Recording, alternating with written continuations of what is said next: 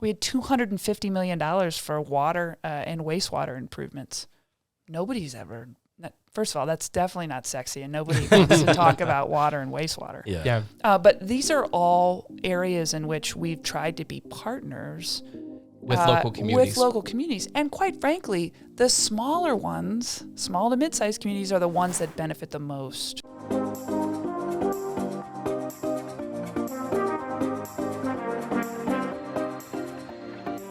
Hey everyone, my name is Ethan DeLeon, and I'm here with our founder and CEO of Small Nation, Jason Duff. Today we are honored to have the Director of Ohio Department of Development, Lydia Mihalik, on the show. We want to welcome you to the Small Nation podcast, where we share some of the valuable lessons with what we have learned about entrepreneurship, real estate, economic development, and more. The point of this podcast is to create value for you, the listener, and to create a space to learn, talk about what's trending, and inspire others. Thank you, Ethan. Director Mihalik, welcome to the show. Thank you. Gosh, Ethan, I need a voice like that. He's kind of got a natural. People say that I have a voice for not radio, maybe. So, we practice and we get better, right? Yeah. I say it's all the microphones. I always hate my voice on any recording, but it's the microphones. Yeah, okay. We'll go with that. Well, welcome back to Bell Fountain. Oh, thank you. I love it here. Well, it means a lot to us. I think we had you in town probably about a year and a half ago. Yeah.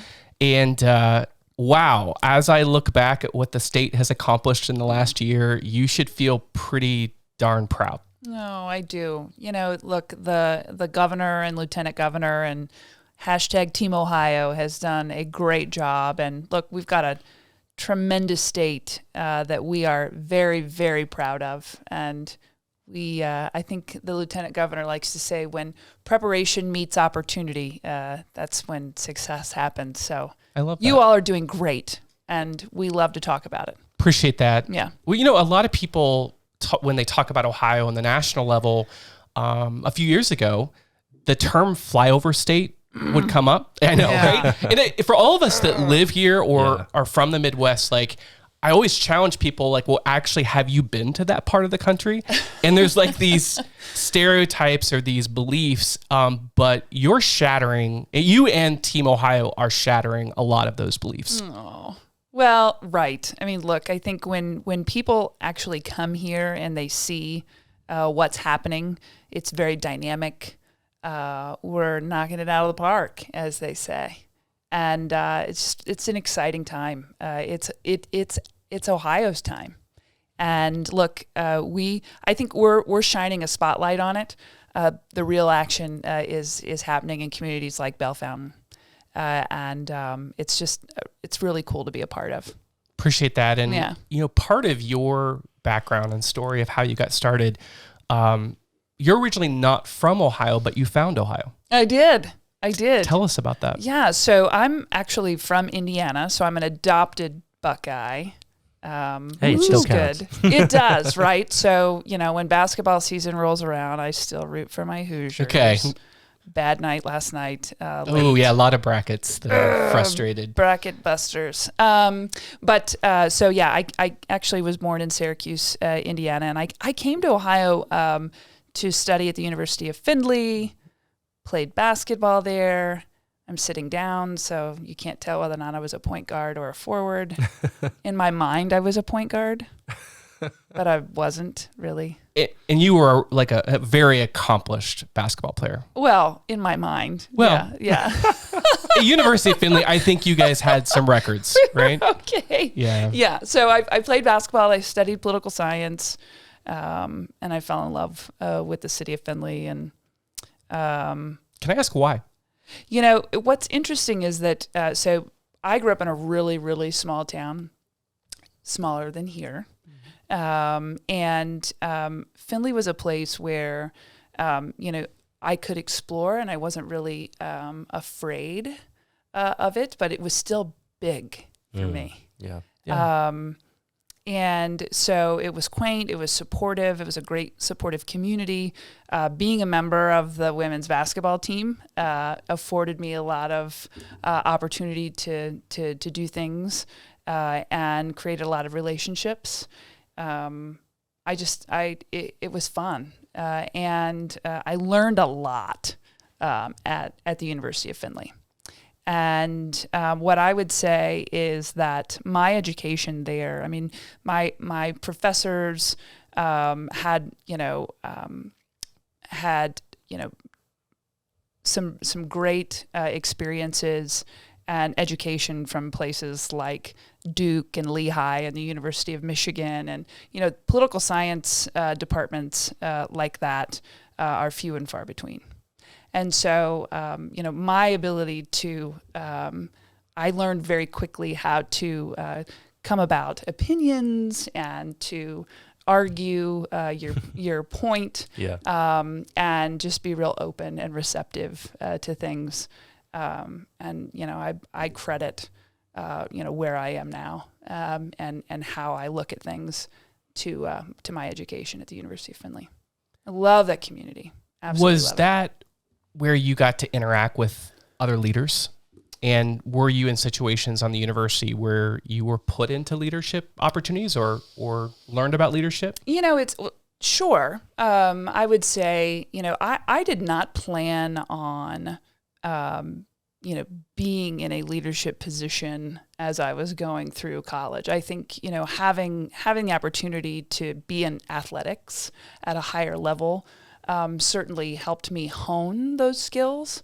I got an internship with the city of Findlay my junior year of college, and was in community and economic development, and I fell in love with local government.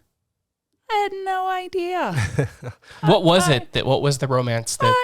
Well, first of all, you're so close to people and serving people and figuring out what actually goes on behind the scenes. I think a lot of people go through life and they have little to no interaction with their local government. And they're like, okay, when I turn on the water in the morning to brush my teeth or when I flush the toilet, all of that just happens. Yeah. Like it's just some magic. There's like a water fairy, right? Until something goes wrong. That's right. That's right. Until something goes wrong, right? Yeah. The streets that you drive on, the traffic lights, the public safety services that you come to rely on. I think a lot of people are just like, that stuff just is there, right?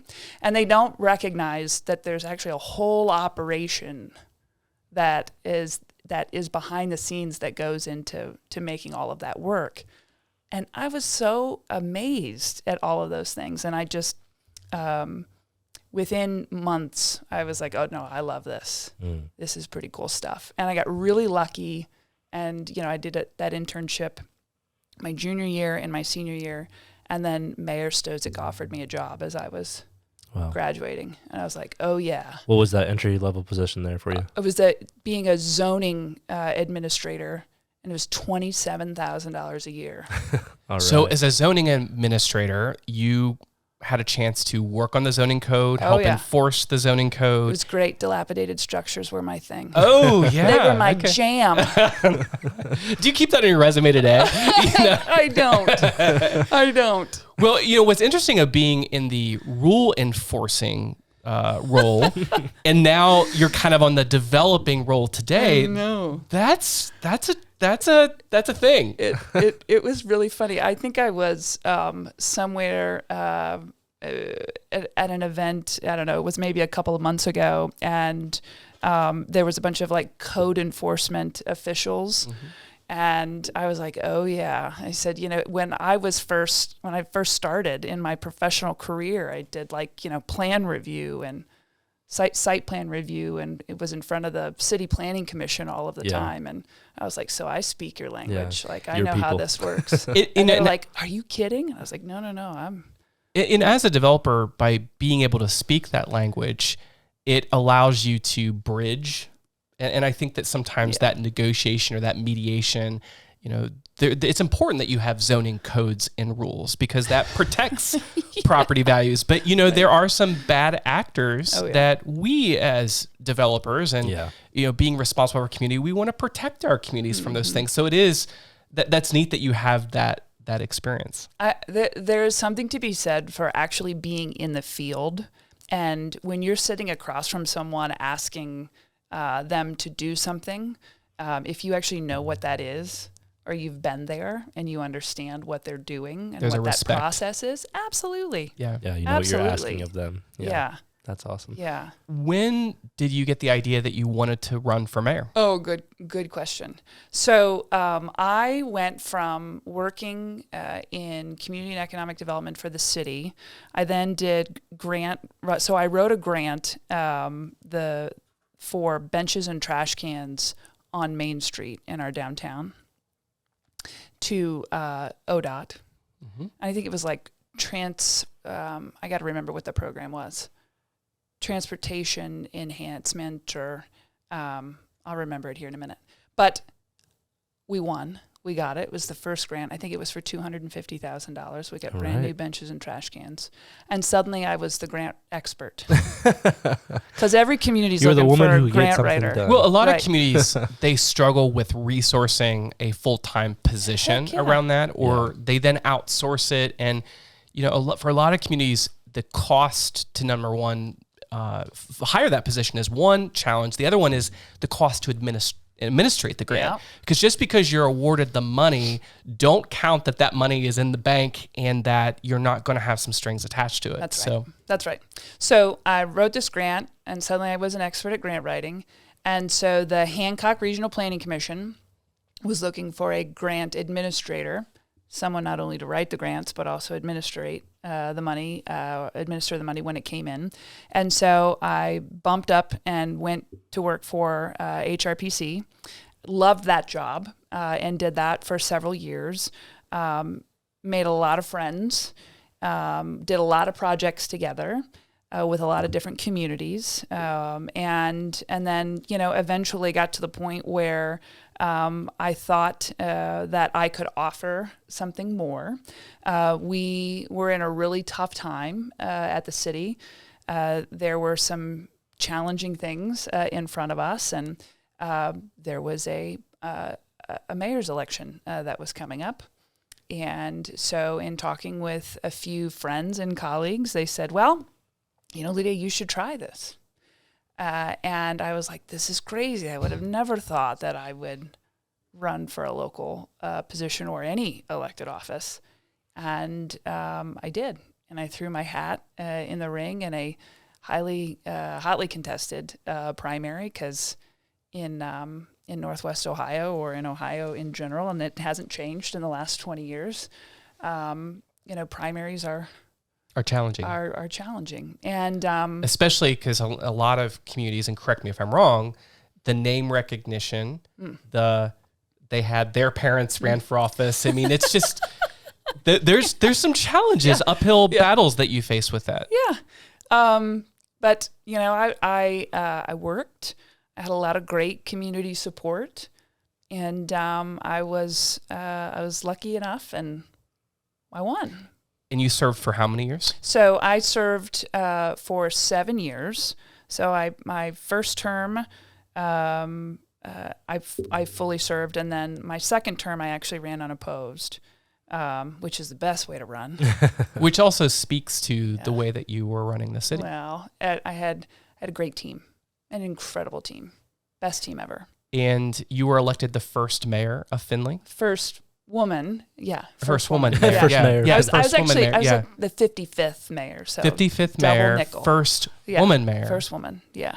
So breaking barriers. Yeah, which great. we need to do more of that, right?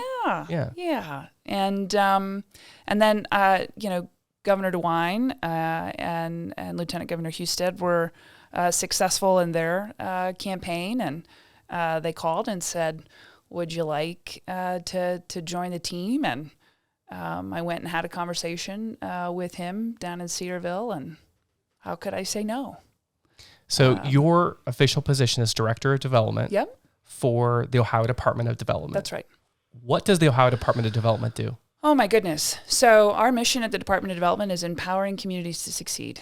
And so we do that by investing in communities, individuals, and businesses across the state. And we have a lot of activities that we're responsible for. But I would say most importantly, we want to be a partner. And we are entrusted with a lot of resources from our friends in the General Assembly to do that. But also from our friends at the federal level. and we keep really busy. I We can keep imagine, really especially busy. over the last year. Well, and the thing, circling back to Findlay, is that your role as a mayor during that period, there were some pretty significant headwinds with a major flood or multiple major floods, right?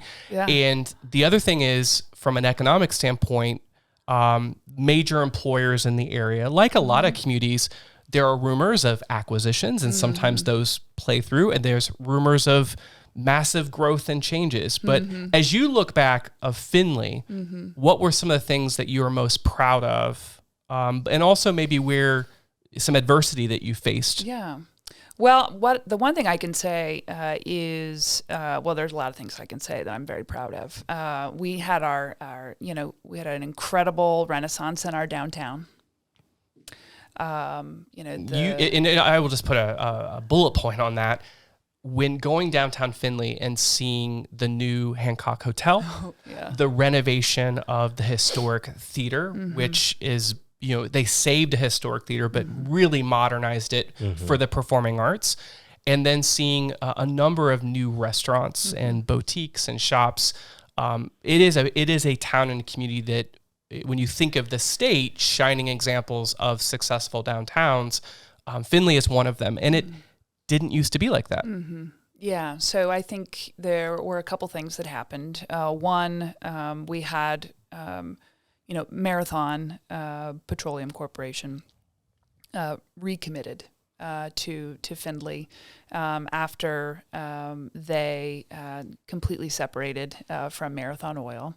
They put in a significant investment into downtown Findlay.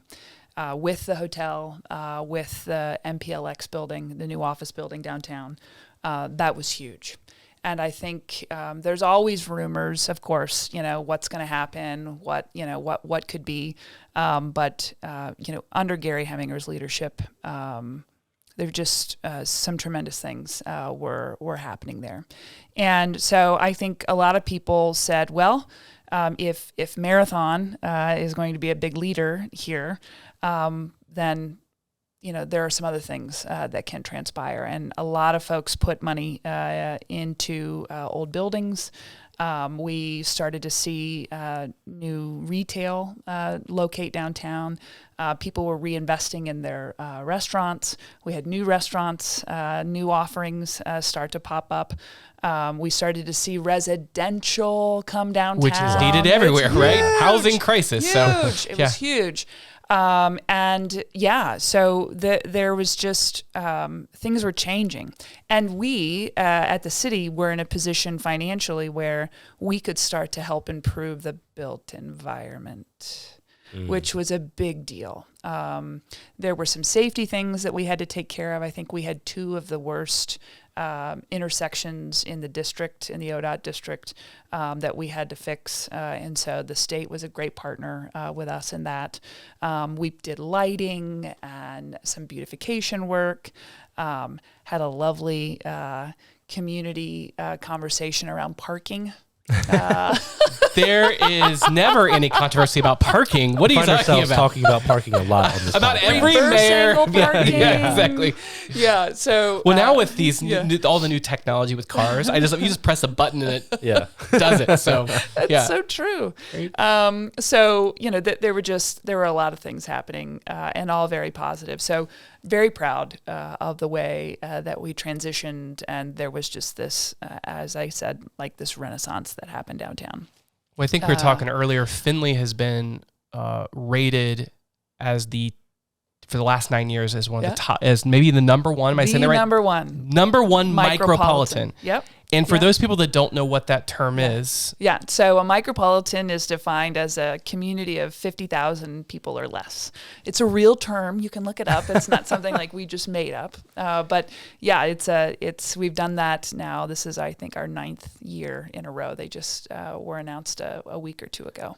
That's awesome. Yeah, congratulations so to for Findlay, new and expanding business, they've been now recognized as number one. And that's another shining star for Ohio, that many micropolitans are in that top 50 or 100 list. And so with that kind of shows that there's a lot of great suburbs, neighborhoods, communities outside of the major metropolitan areas. Yeah. And, for a lot of guests that come on the show, they're very proud of their small town, but sometimes they feel that their town maybe isn't put in the spotlight as much as some of the larger ones. Yeah. And so I'm curious, with you as a mayor, some of the frustration points that you had with the state or the federal government, how have your lenses changed, and how are you using that background to do the work that you do today? Well, that's a great question. And what we like to say is that organizations are reflective of the top, right?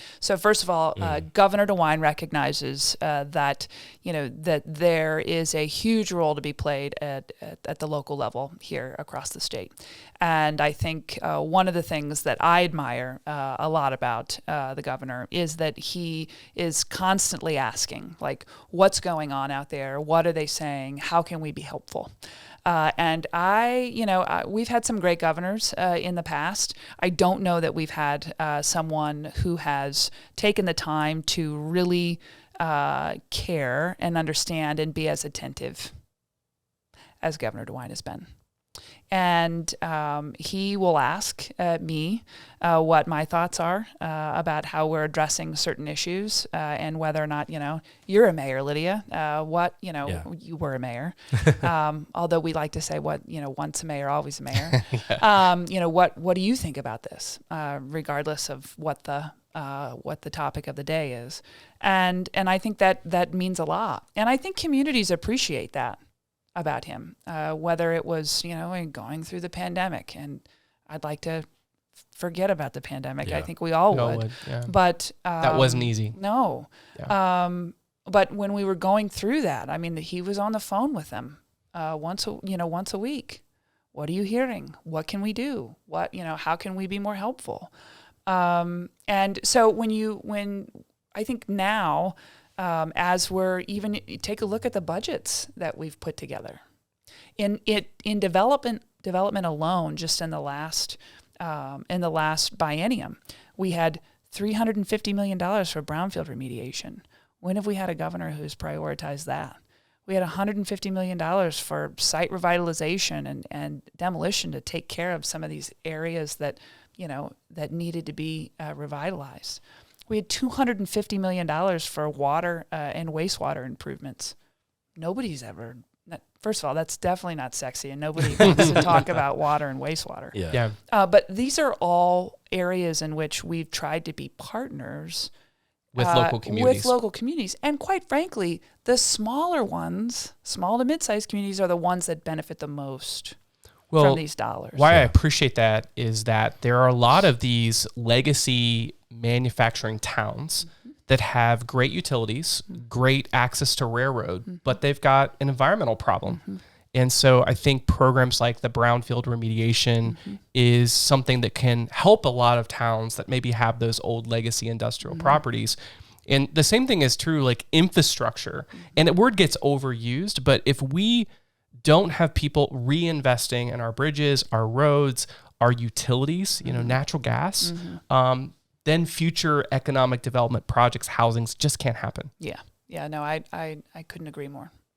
So earlier you mentioned some of the, the mission behind the work that you're doing. Can you maybe just quickly at a high level, like maybe point out for the business owner that's listening or the, municipality leaders that are listening?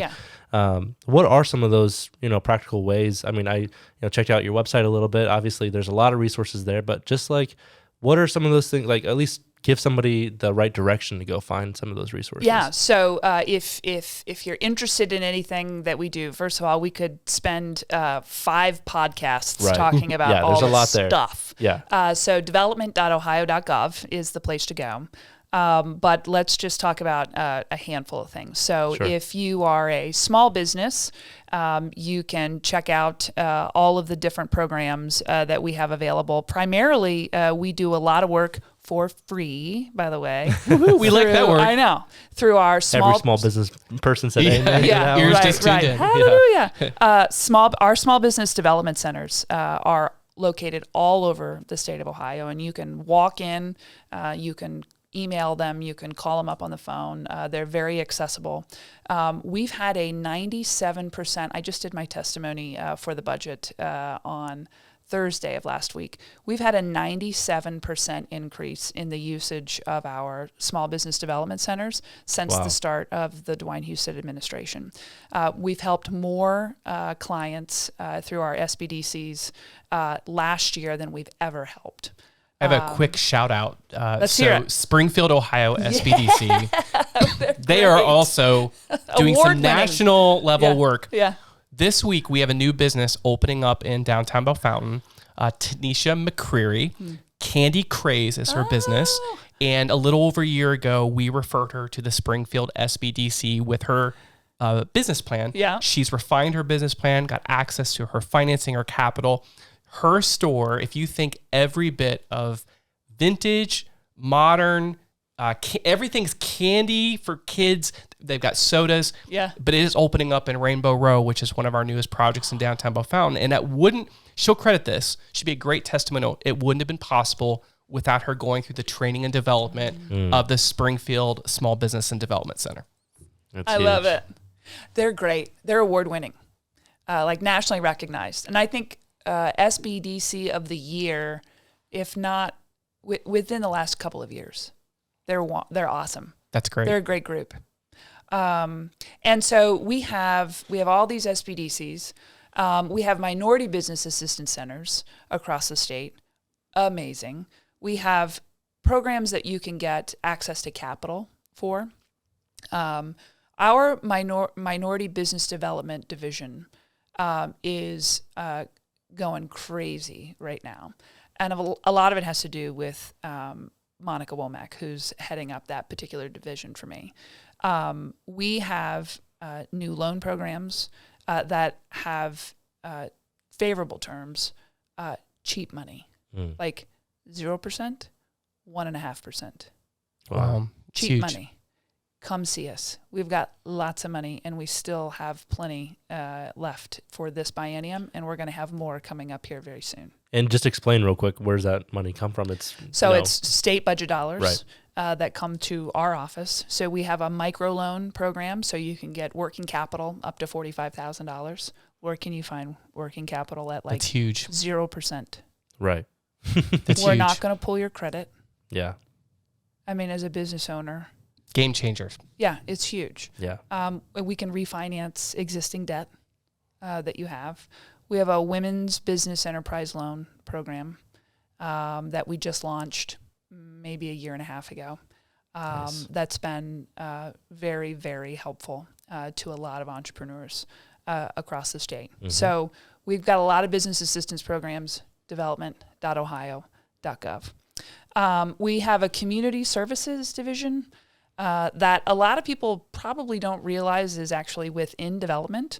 But this group can help with housing. We also help people keep their homes cool in the summertime and warm in the wintertime. So we do a lot of energy assistance. Energy assistance. Okay. Yep.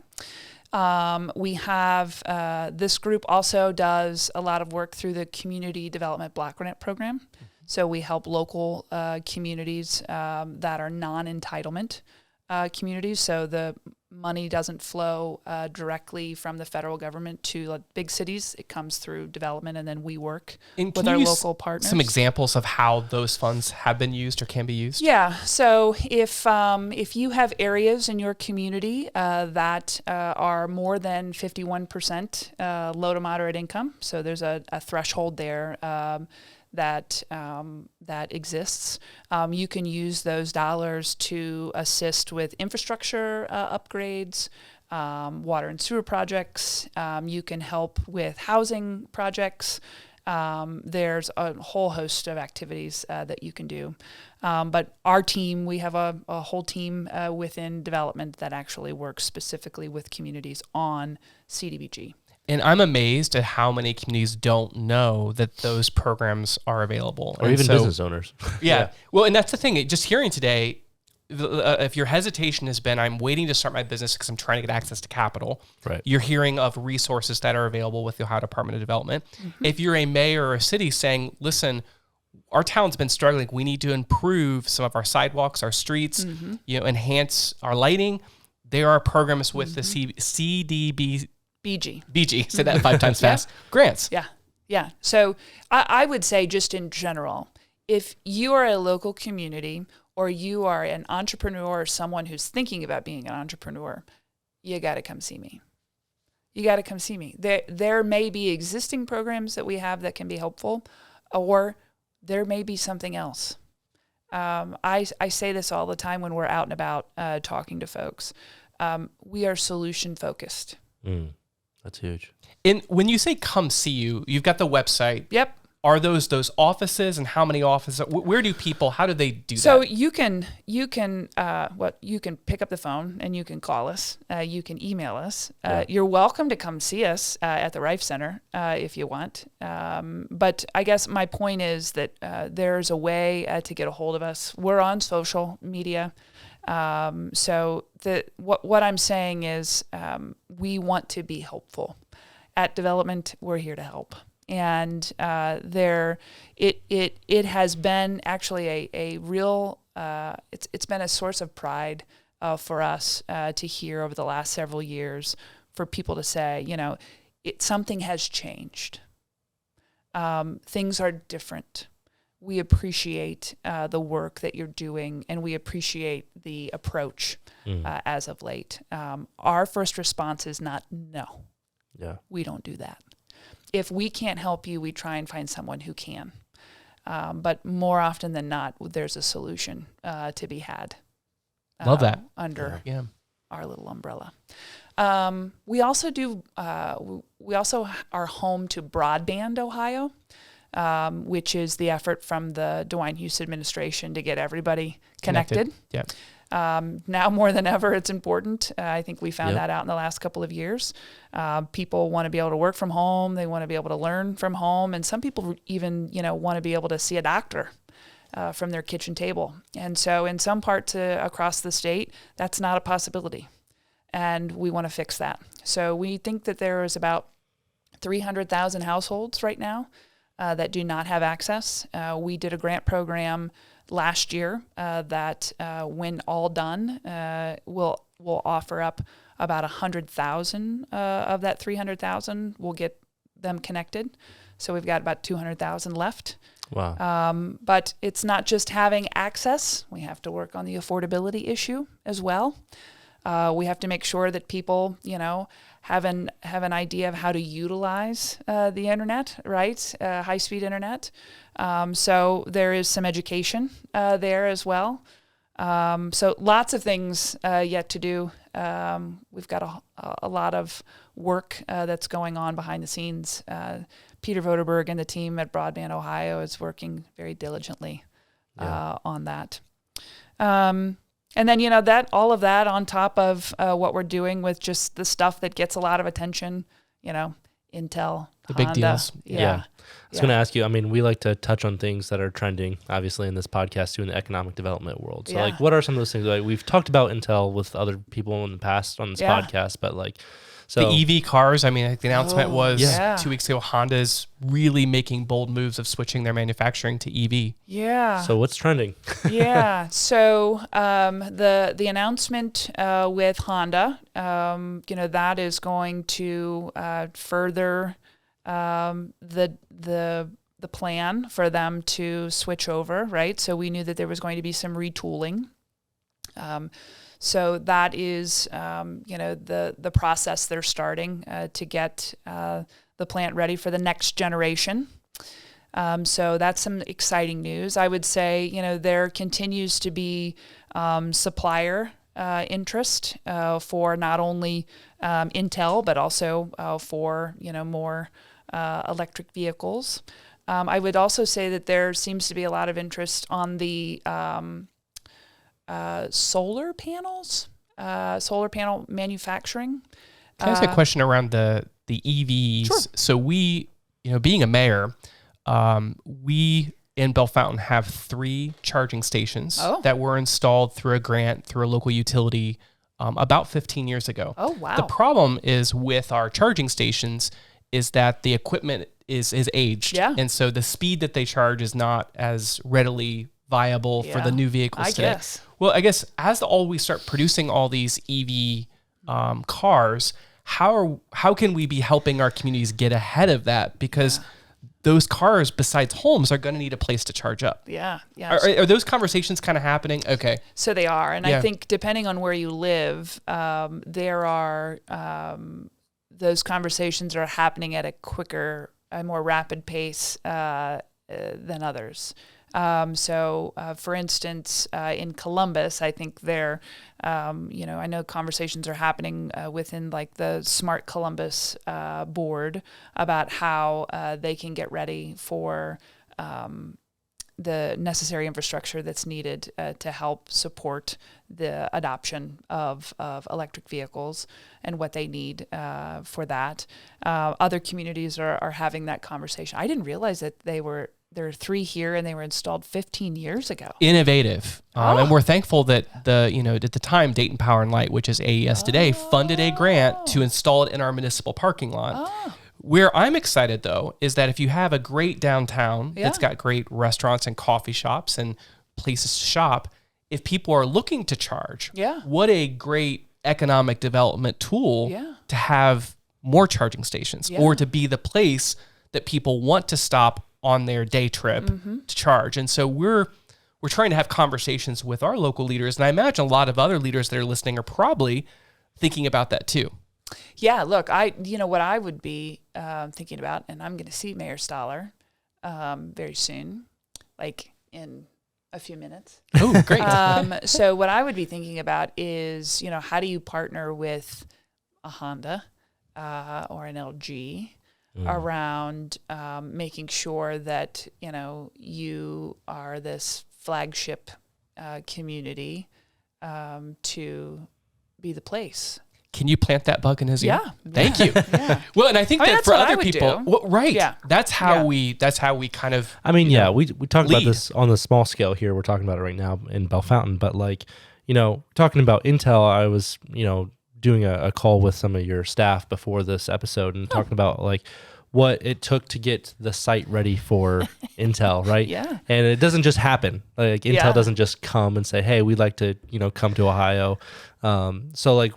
Just thinking about economic development, and I know you got some things coming up in the budget proposal about getting sites ready for that. Can you tell us a little bit about that? Ohio Future Fund. Yeah. So that's a $2.5 billion proposal. Wow. Billion with a B. Yeah, it's a lot of money. All coming to development, hopefully. Our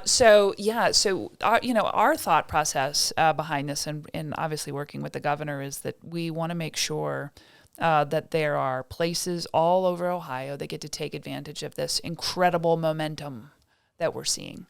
And not necessarily that we need, 25 mega sites. Right.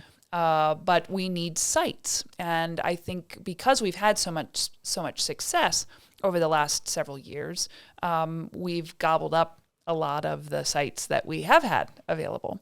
And so we want to make sure that there are sites that are prepped, what I would call project ready. And so that means that they have, the right amount of water service to them, that they've got electricity and gas and, all of the things, so that when the company comes looking, they can say, yep, I want to be here.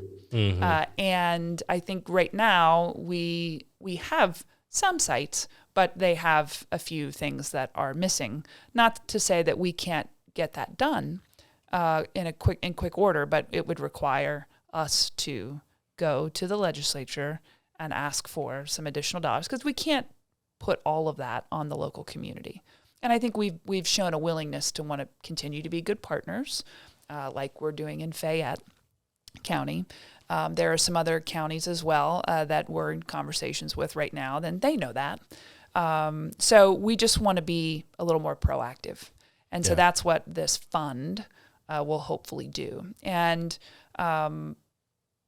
my hope, too, is that there will be, not only do we have existing sites that we know need some work, but there are other creative ideas out there, and there are other things I think that communities, they've been looking at or contemplating for a while, Right. but they just haven't had the capital to be able to get done. Yeah. It's the planning piece is really important. Is that, I really think thinking through what is possible in your town or your community. Sometimes people call that, looking to do a strategic plan or, working to get a master plan of your facilities and your goals. A lot of towns have just not been exposed to that planning process. Can you speak to any advice like to how to help people get thinking of what do we need not only today, but 5 years, 10 years, 20 years down the road? It's so incredibly important. We've had this conversation with a lot of the communities that, in response to the Intel announcement. And I have had, this, dream big like conversation, but be smart about it, right? Because you're going to get one shot to be prepared for the growth that's coming. And it's not to scare you, Right. but it's just, let's be mindful and intentional. Everyone loves to use that word now, but be intentional about what's coming. And, if you want to make the most of the opportunity, great, but it has to be something thought out. So take the time to plan and then work the plan, as opposed to just letting it happen to you. And there's a lot of value, I think, in that process. It's long, and it takes effort, which I think people don't understand unless they've been through it. Yeah. But it's so incredibly worth it. Yeah. We have a lot of communities now. Of course, we have the $500 million Appalachia Community Grant Huge, Program. by the way. Thank you. Huge investment. But we have a planning portion that helps put together these transformational projects. And we just procured the planners, and they're, getting matched up, and they're on their way. But this is a moment for communities that want to take the time and plan for the future. And I'm excited about what they're going to come up with. But yes, it's so valuable, so incredibly valuable. So part of your career, you mentioned team a lot. And also you were recognized down at Rio Grande for forming an alliance of getting other mayors together, which is huge. Yeah. And how are you thinking about, so as we're looking into the future, we have some waves that are coming. So with the successes of last year, the amount of trades and construction that is needed to accomplish our goals, the amount of people that we need to fund and support the existing operations that we have in the state, plus the new coming online. How are you thinking about preparing for those waves? So I think, first of all, we're excited about what is coming. And I think also we know that success is not continually guaranteed, right? So we have to stay hungry. And humble, right? And humble, Yeah. right, yeah. And so I think there are a couple things that we have been thinking about lately. A lot of it has to do with making sure that we are prepared for the need for the workforce, right? And we know that our normal population growth is not keeping up with the demand. So our fertility rate, our mortality rate actually surpassed our fertility rate, so our birth rate, Wow. for the first time ever, a couple of years ago, back in 2021. And so our birth rate here in Ohio is about 1.7 children per woman in Ohio. The national rate is 1.6. So we're just ahead of the curve. In order for us to naturally grow our population, it has to be 2.1. Wow. So we have to do this massive marketing campaign to get people from the to outside. come to Ohio. I thought you were going to say for people to have kids. I was like, Well, okay, I mean, well, if that's Ethan, you better get busy. Yeah, Okay. right. apparently. So I Sorry, just I'm want you part to know of the I've problem. done my part. I have 3 kids. I'm sorry. That's funny. I need to do better. Yeah, that's right. You and me I've- both, man. I've done my part. I've got 3. And, Governor DeWine has several. Yeah, I think he's I think winning. they're like on their 25th or 26th grandchild. Wow. So we can't just rely on them. Yeah. But so we are in this intentional marketing campaign where we have to get people to come to Ohio. And quite frankly, we've got a great story to tell. And we're excited about it. But it will help us with this trade demand. We are also working very diligently in the education system. Not everybody has to go to college, right? College is great. For us, Yeah. we got that benefit. Yeah. But what's Yeah. interesting today, and I shared this on a previous podcast, we cannot find plumbers right now. Oh, yeah. And a lot of the work that we do at Small Nation in renovating Yeah. buildings, maintaining those buildings, and many of them are restaurants. If you have a plumbing issue in a restaurant, you're out of business. And so that's how the shift has happened. And there's great opportunities in trades today. Yeah, look, and you can make, there's great opportunities. You can make one heck of a living Yeah. being a plumber. Great money. An electrician. Great money. Right. You could make the money the director of development. It's true. It's true. Like if I need a job, I might become a plumber. Right. There is, and I think the message actually is getting there because we are looking now in the budget to open up spots that aren't available in our career centers and in our, in our education systems, which I think before, has been a problem where we could not fill them. We're having issues filling them. We're also trying to find people to teach these classes, which I think is becoming an issue. The mindset is changing, which is encouraging to me. I think the future is bright, but I think we didn't get here overnight. Yeah. We're not going to fix it overnight, but I think we're starting. We're starting to get there. One thing that we've heard from a lot of people on the podcast is the way that they see economic development changing. It's not as many dirt shovel ready industrial parks. You still need them, but it really is the quality of life amenities that are available in the community. So the coffee shops and the craft beer bars and the places that have authentic culture, whatever that culture is. And that's what's kind of neat about our state is you travel around, there are different regions that have identities, and there's these really cool places to get the great, fried bologna sandwich or the awesome donut. And I do think tourism, the state to the north, Michigan, has done a really great job with their Pure Michigan campaign. So part of what I hope we can do, and excited for your team to continue to lead the way, is really brand Ohio.